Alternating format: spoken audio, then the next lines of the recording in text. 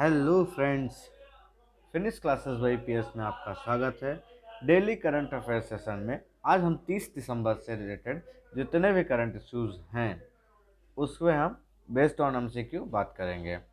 जो भी नए हैं और जिनको भी पीडीएफ चाहिए इस वीडियो के, तो आप डिस्क्रिप्शन में जाके टेलीग्राम लिंक दिया हुआ है, आप उसको चैनल को ज्वाइन करेंगे और उसमें सारे पीडीएफ जो आज इस क्लास के वीडियो के लेक्चर हैं और जो पुराने लेक्चर हमारे उसके पीडीएफ अगर आपको चाहिए तो वो सारे के सारे पीडीएफ आपको उस पर अवेलेबल हो जाएंगे।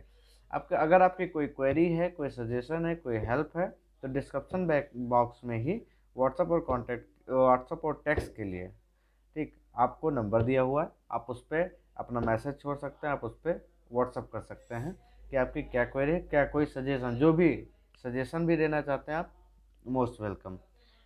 चलिए आते हैं आज के हम पहले क्वेश्चन पे। पहला क्वेश्चन कह रहा है किस राज्य में स्थित विक्टोरिया जो मेमोरियल है उसका 100 वर्ष पूर्ण हुआ है।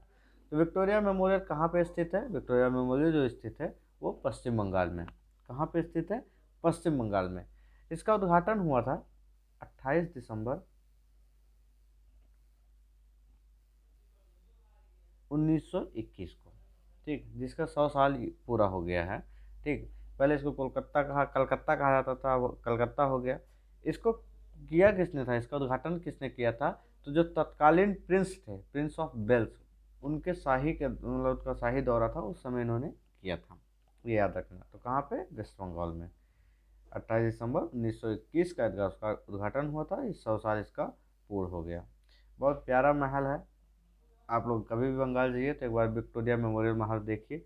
बहुत मतलब बहुत सुंदर छवि जो है, वो जो कहते हैं ना कि जो बिल्डिंग है बहुत प्यारी बनाई है, दूर से ही एक अलग सा अलौकिक सा लगता है। नेक्स्ट क्वेश्चन है आपका, खजियार झील किस राज्य में स्थित है? खजियार झील जो स्थित है वो किस राज्य में स्थित है? तो वो है आपका हिमाचल प्रदेश में। कहाँ पे? हिमाचल प्रदेश में। क्यों ये खजियार झील फेमस है? तो इसलिए आया कि इसमें इसको क्या किया गया, इसको मिनी स्विट्जरलैंड भी कहा जाता है। इसको क्या कहा जाता है? मिनी स्विट्जरलैंड भी कहा जाता है। ये मखमली घास में स्थित एक झील जो है ये मुख्य आकर्षण है, समझे? तो इस स्विस को है जो स्विस है, स्विस जो राष्ट्र है, उसने राष्ट्रीय पर्यटक कार्यालय की ओर से जो जारी एक प्रदर्शित एक साइन बोर्ड, इसको एक प्रमाण पत्र के रूप में दिया गया। ऐसे ही उसके थ्रू कि एक मुनी स्विट्जरलैंड के रूप में उसी समय घोषित किया गया। तो कब किया गया? 7 जुलाई 7 जुलाई 1992 को स्विट्जरलैंड के जो तत्कालीन वाइस काउंसलर थे, बीटीसी प्लेयर, ठीक है, तो उन्होंने क्या किया, एक प्रमाण पत्र जारी करके, ठीक है, स्विट्जरलैंड के खिताब के रूप में इसको नवाजा और उसी के थ्रू इसको कहा गया कि ये मिनी स्विट्जरलैंड नवाजा गया। ठीक। नेक्स्ट क्वेश्चन है आपका, भारतीय सेना ने हाल ही में किस राज्य में महू में क्वांटम प्रयोगशाला की स्थापना की? तो किस राज्य में किया है? मध्य प्रदेश के महू में। इसका स्थापना का उद्देश्य क्या है? तो सबसे पहले बता दूं कि भारतीय सेना ने इसकी स्थापना जो है वो राष्ट्रीय सुरक्षा परिषद सचिवालय NSCS के सहायता से किया है।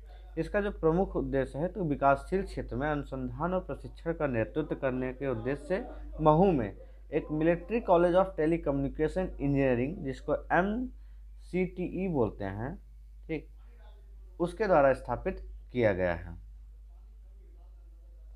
एक सेकेंड। तो आते हैं हम अपने नेक्स्ट क्वेश्चन पे। नेक्स्ट क्वेश्चन है, उत्तर प्रदेश सरकार ने झांसी रेलवे स्टेशन का नाम परिवर्तित कर निम्न में से क्या रखने की घोषणा की है? तो क्या नाम अभी हाल ही में आया है? यह है वीरांगना लक्ष्मीबाई रेलवे स्टेशन।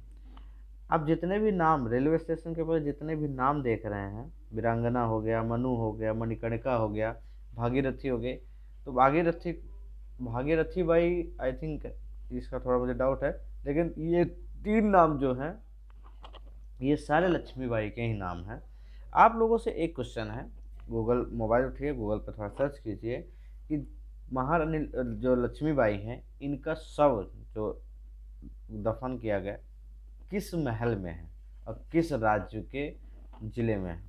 जल्दी से कमेंट करके बताइए। नेक्स्ट क्वेश्चन है आपका, भारत तिब्बत सीमा पुलिस आईटीबीपी के महानिदेशक संजय अरोड़ा जी को निम्न में से किस विभाग का एक अतिरिक्त प्रभार दे दिया गया? तो ये दिया गया है सीमा सुरक्षा बल, जिसको बोलते हैं एसएसबी। ठीक, क्यों ऐसा किया गया? क्योंकि जो एसएसबी के प्रमुख हैं, ठीक, राजेश चंद्र, कौन है?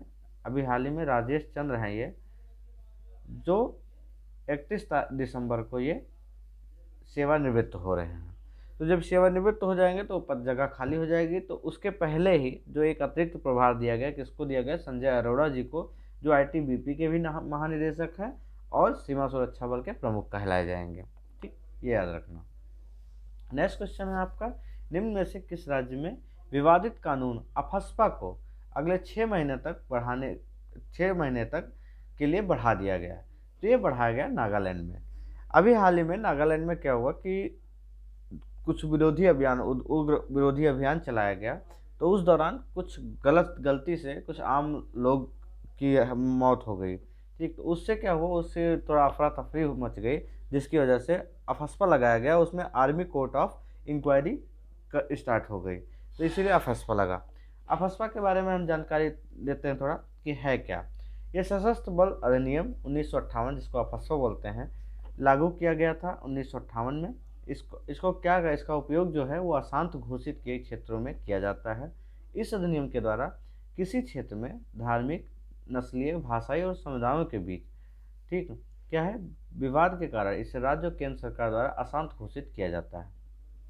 अगर हम अशांत क्षेत्र की घोषणा के बारे में देखें, तो इस अधिनियम के एक सेक्टर 3 में राज्य अथवा केंद्र शासित प्रदेश के राज्यपाल को भारत में गजट में अधिसूचना जारी करने की शक्ति दी गई है, जिसे बाद में केंद्र के पास नागरिकों की सहायता के लिए सशस्त्र बल भेजने की शक्ति है। यह किसी क्षेत्र को अशांत घोषित किया जाता है और इस स्थिति में कम से कम 3 महीने, कितने? 3 महीने लागू होगी। ठीक, अगर हम इसकी शक्तियों की बात करें तो ये अधिनियम क्या कहता है कि जो जितने बल हैं, चाहे वो राज्य केंद्रीय पुलिस बल हो, वो उग्रवादियों द्वारा इस्तेमाल की जा रही जो संपत्ति है, उसको, घर को, वो नष्ट कर देते हैं। छानबीन करने, गोली मारने का अधिकार उनको दे दिया जाता है। इस अधिनियम में भी यह भी कहा गया कि सुरक्षा बलों को दुर्भावनापूर्ण और महत्वहीन मुकदमों से भी सुरक्षा प्रदान की गई है। गलती से अगर कैसे कुछ हो जाता है उस दौरान, तो उसमें दुर्भावनापूर्ण महत्वहीन मुकदमे भी उनको सुरक्षा प्रदान की जाती है। ठीक, वर्तमान में अगर देखें तो वर्तमान में किन राज्यों में ये चीज़ें लागू हैं, तो आप ये चीज़ें ध्यान रखिए कि वर्तमान में किन क्षेत्रों में लागू है। असम, नागालैंड, अरुणाचल प्रदेश, ये 3 में केवल तिरप, चांगलांग और लोंगडिंग जो जिला है, ठीक, इसमें लागू है। और असम के साथ केवल 20 किलोमीटर की सीमा में इसमें लागू है। साथ में मणिपुर, जो इम्फाल नगर पालिका के क्षेत्र में है, वहाँ पे लागू है। मेघालय, जो असम के 20 किलोमीटर सीमा तक ही सीमित है, तथा जम्मू कश्मीर में, इसमें अफस्पा लागू है। तो ये याद रखना, ये इम्पोर्टेंट है आपके लिए। ठीक, 1958 में ये अधिनियम आया था, तो ये याद रखना। आसान क्षेत्र की घोषणा किस अधिनियम के किस सेक्शन के थ्रू होती है? सेक्शन 3 के थ्रू। आते हैं हम आपके नेक्स्ट क्वेश्चन पे। उत्तर प्रदेश के नए प्रमुख सचिव के रूप में किसे नियुक्त किया गया? उत्तर प्रदेश का जो नए प्रमुख सचिव हैं वो दुर्गा शंकर मिश्रा जी हैं। कौन है? दुर्गा शंकर मिश्रा जी हैं। नेक्स्ट क्वेश्चन पे आते हैं। केंद्रीय शिक्षा मंत्रालय और अखिल भारतीय तकनीकी शिक्षा परिषद की तरफ से एक अटल नवाचार रैंकिंग 2021 में जारी किया गया। तो पूछ रहा है कि वो किस आईआईटी संस्थान को लगातार तीसरी बार शीर्ष स्थान प्राप्त हुआ है। ठीक, तो किसको प्राप्त हुआ है? आईआईटी मद्रास को। ये लगातार तीसरी बार है ऐसा जिन्होंने प्रथम स्थान प्राप्त किया है। अगर दूसरे स्थान पे पूछ लिए कौन है, दूसरे स्थान पे है आपका आईआईटी बॉम्बे। ठीक, आईआईटी बॉम्बे दूसरे स्थान पे है। ठीक, और तीसरे स्थान पे है आपका आईआईटी दिल्ली, ये तीसरे स्थान पे है, थर्ड पे है। ठीक, अब फिर बात करें कि इसमें टॉप 10 जो घोषित किए गए हैं, टॉप 10 में जो केंद्रीय संस्थानों में से 7 आईआईटी के हैं और आईआईएससी जो साइंस कॉलेज होते हैं उनके हैं। ये केंद्रीय संस्थानों में टॉप 10 में आते हैं। नेक्स्ट क्वेश्चन है, हाल ही में किस बॉलीवुड प्रसिद्ध फिल्म निर्माता का निधन हो गया? ऑप्शन आपके पास है सलीम खान, विजय गलानी, कबीर खान, राम गोपाल वर्मा। ठीक, तो ये है विजय गलानी। ठीक, तो भाई कोई लोग शिकायत मत करना सलीम खान, ये सलमान भाई वैसे भी थोड़ा स्वभाव अच्छा है, कभी कभी गुस्सा जबकि पिताजी का नाम डाल दिया उसमें ऑप्शन में, इसलिए बोल रहा हूँ। तो ऑप्शन कौन सा आपका, विजय गलानी जी हैं। ये आंसर आपका सही है, बी आंसर।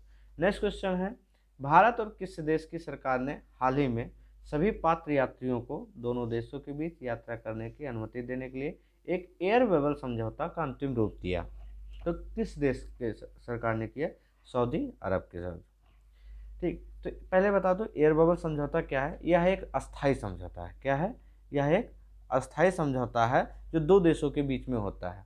जब क्या होता है, जब अंतर्राष्ट्रीय उड़ानें निलंबित कर दी जाती हैं तो ऐसी समझौते ऐसे होते हैं जिसमें क्या किया जाता है कि जो वाणिज्यिक यात्री होते हैं, वाणिज्यिक सेवा होती है, उसे शुरू किया जा सकता है, उसमें कोई रुकावट ना आए, इसके लिए ऐसा किया जाता है। तो ये कब से किया जाएगा? ये 1 जनवरी 2022 से स्टार्ट होगा। कब से? 1 जनवरी 2022 से। ये हमेशा के लिए नहीं, एक अस्थायी व्यवस्था है ये, इसीलिए ऐसा किया जा रहा है। ठीक है, इसका केवल एक उद्देश्य है कि वाणिज्यिक यात्री सेवाओं को फिर से शुरू करना, मतलब उसमें बाधाएं मत आएं।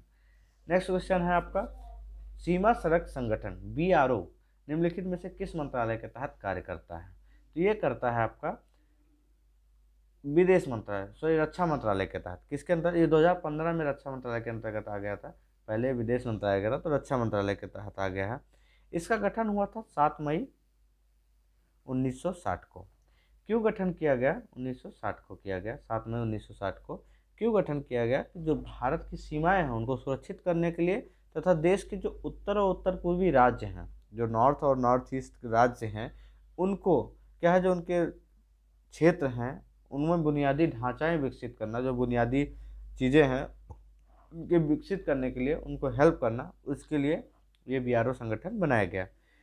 फिर इस न्यूज़ में क्यों आया? न्यूज़ में इसलिए आया कि भारत ने ही अभी हाल ही में चीन और पाकिस्तान के जो सीमा क्षेत्र हैं उनमें उनके आसपास लगभग 27 प्रमुख सड़क और पुलों का अनावरण किया है, तो इस वजह से ये न्यूज़ में रहा। इसका कार्यकारी प्रमुख जो होता है वो कौन होता है? वो होता है आपका DGBR, जो लेफ्टिनेंट जनरल रैंक का अधिकारी होता है। कौन सा? लेफ्टिनेंट जनरल रैंक का अधिकारी होता है। ठीक, आते हैं हम नेक्स्ट क्वेश्चन पे। कोणार्क के विषय में किसने लिखा है कि यह पत्थर की भाषा नहीं बल्कि पत्थर की भाषा मनुष्य की भाषा से बढ़ के है। यहाँ पत्थर की भाषा मनुष्य की भाषा से बढ़ के है। तो ये लिखा है रविन्द्रनाथ टैगोर ने। ठीक, नेक्स्ट क्वेश्चन पे आते हैं। ब्लू बुल, जो जिसको हम नील गाय बोलते हैं, उसकी आयुषीयन स्थिति क्या है? तो इसकी आयुषीयन स्थिति कम से कम चिंता का विषय, ये इस क्षेत्र में आता है। अब ब्लू व्हेल का अगर वैज्ञानिक नाम देख लें तो ब्लू व्हेल का वैज्ञानिक नाम है बोसेल्फस ट्रैगो कैमेलेस। ठीक, ये इसका वैज्ञानिक नाम है। ठीक, इसे सबसे बड़ा एशियाई मृग जिसको जो किस परिवार का है? बोविड परिवार का। किस परिवार का? बोविड परिवार का है। इसे सबसे बड़ा एशियाई मृग कहा जाता है। ठीक, न्यूज़ में क्यों रहा कि हाल ही में बिहार राज्य ने क्या किया कि नीलगांव को मारने की बजाय, मतलब इसे ना मार के इसको नसबंदी की योजना का प्रारंभ किया है कि इसके साथ इसको नसबंदी कर दिया जाए, इसको मारा ना जाए। ठीक, वंशज ही ना बढ़ाया जाए आगे, ऐसा इसलिए किया गया। नेक्स्ट आते हैं क्वेश्चन आपका, अप्तानी टेक्सटाइल किस क्षेत्र में प्रसिद्ध है? तो अप्तानी टेक्सटाइल जो है वो अरुणाचल क्षेत्र में प्रसिद्ध है। अप्तानी है क्या? ये अप्तानी जो बुनाई होती है वो अरुणाचल प्रदेश की एक अप्तानी जनजाति होती है जिनसे ये आती है। ठीक, इसमें क्या है, ये जो सुबनसिरी जिला है अरुणाचल प्रदेश का, वहाँ से ये मुख्य, मतलब उनका मेन है, जो जो वहाँ का मुख्यालय है, जीरो जिसको बोलते हैं, वहाँ ये रहती हैं। ठीक, जो जनजाति का जो बुना हुआ कपड़ा होता है ये अपने आप में एक ज्यामिति और जिगजैग जो पैटर्न होता है इसका एक डिजाइन के लिए भी जाना जाता है। इस जनजाति का जो पारंपरिक हथकरघा है, एक प्रकार का ऐसा हथकरघा है जिसको चिचिन कहते हैं। क्या बोलते हैं? चिचिन कहते हैं। ठीक, चिचिन कहा जाता है। जो न्यासी जनजाति होती हैं उसके पारंपरिक हथकरघा के समान है। तो अब आपके साथ लिए क्वेश्चन है कि न्यासी जनजाति कहाँ पाई जाती है, किस राज्य में। ठीक, सबसे इसका आंसर आप लोग कमेंट करके जरूर बताएं। न्यूज़ में क्यों रहा कि हाल ही में अरुणाचल प्रदेश ने क्या किया है, जो अफगानी कपड़ा उत्पाद है उसके लिए एक जीआई टैग की याचिका की। ठीक, तो एक जीआई टैग होता क्या है, भौगोलिक संकेतक होता है। एक बार हम देख लेते हैं जीआई टैग क्या होता है। जीआई टैग होता है जिसका उपयोग एक निश्चित भौगोलिक क्षेत्र से उत्पन्न वाले विशेष विशेषताओं वाले सामानों की पहचान करने के लिए किया जाता है। इसका उपयोग क्या होता है, जो कृषि, प्राकृतिक और निर्मित वस्तुओं के लिए किया जाता है। विश्व व्यापार संगठन WTO के बौद्धिक संपदा अधिकारों के व्यापार संबंधित पहलुओं ट्रिप्स का भी एक हिस्सा है। और पेटेंट, डिजाइन, ट्रेडमार्क महानियंत्रक भौगोलिक संकेतों के रजिस्ट्रार हैं। ठीक, ये चीज़ें हैं और आप पढ़ लीजिएगा। भौगोलिक संकेत का जो पंजीकरण होता है वो केवल 10 वर्षों के लिए वैध होता है। ठीक, नेक्स्ट क्वेश्चन पे आते हैं, नेक्स्ट पे आते हैं। टॉपिक है आपका, कह रहा है 118 साल बाद कोणार्क मंदिर से निकाला जाएगा बालू। ठीक, कोणार्क मंदिर में बालू भर दिया गया था, उसको 118 साल बाद निकाला जाएगा। हुआ क्या था कि 800 वर्ष पुराना ये मंदिर है। कितने वर्ष पुराना है, ये याद रखना, ये 800 वर्ष पुराना मंदिर है। मंदिर के बारे में पहले जानकारी कर लेते हैं कि इसे बनाया गया, इसका निर्माण जो हुआ था वो 13वीं शताब्दी में। कब हुआ था, 13वीं शताब्दी में। राजा नरसिंह देव जो प्रथम थे, कौन, राजा नरसिंह देव प्रथम, इनके द्वारा इसका निर्माण कराया गया था। यह मंदिर जो है, जगन्नाथ जो मंदिर है पुरी का, वहाँ से 21 मील उत्तर पूर्व में चंद्रभंगा नदी, किस नदी के तट के किनारे है, तो याद रखना ये चंद्रभंगा जो नदी है उसके किनारे स्थित है। ठीक, कोणार्क मंदिर है। हुआ क्या कि अभी इसमें जब ढहने लगा, ब्रिटिश सरकार में जब ये ढहने लगा, तो इसकी छतदारों को मजबूत करने के लिए कि ये गिरे ना, उसके लिए क्या किया ब्रिटिश सरकार ने, इसमें बालू भरा दिया। ठीक, तो अभी हाल ही में उड़ीसा के मतलब इसने क्या किया गया कि जो जगमोहन है, मुख्य पाठशाला है जो ये दिख रहा है, यहाँ पे जो बालू भरा हो उसको निकाला जाएगा। ये 18 साल बाद मंदिर का मुख्यशाला खोले जाने का एक प्रयास होगा। ठीक, मतलब 118 साल हो गए, इसका मुख ही नहीं खोला गया है। ठीक, ये विश्व की ऐतिहासिक धरोहर सूची में भी शामिल है। एएसआई ने क्या किया है, इसकी जांच और जीर्णोद्धार के लिए एक 4 सदस्यीय जांच कमेटी बनाई है, जो जिसका पूरा देखरेख कौन करेगा। अगर देखें तो जो आईआईटी मद्रास है उसके स्ट्रक्चरल इंजीनियर विभाग के एसोसिएट प्रोफेसर अरुण मेनन इसको देखेंगे। ठीक, जिसके अंतर्गत ये कमेटियाँ बनाई गई हैं। ठीक, ये हो गया। अब आते हैं नेक्स्ट पे, सॉरी नेक्स्ट पे नहीं, आज के लिए इतना ही। और thank you so much for this session. आप लोगों को लेक्चर कैसा लगा, आप लोगों को जो कंटेंट कैसा लगा, आप लोग क्वेश्चन का आंसर जरूर दें और प्लीज़ लाइक, शेयर, सब्सक्राइब जरूर करें। कमेंट सबसे ज़्यादा इंपॉर्टेंट है और सब्सक्राइब और लोगों को शेयर करना सबसे ज़्यादा इंपॉर्टेंट है। प्लीज़ आप लोग शेयर कीजिए जिससे और लोगों को पहुँचे और जिससे और मैं अच्छे से इस पर मेहनत कर सकूँ।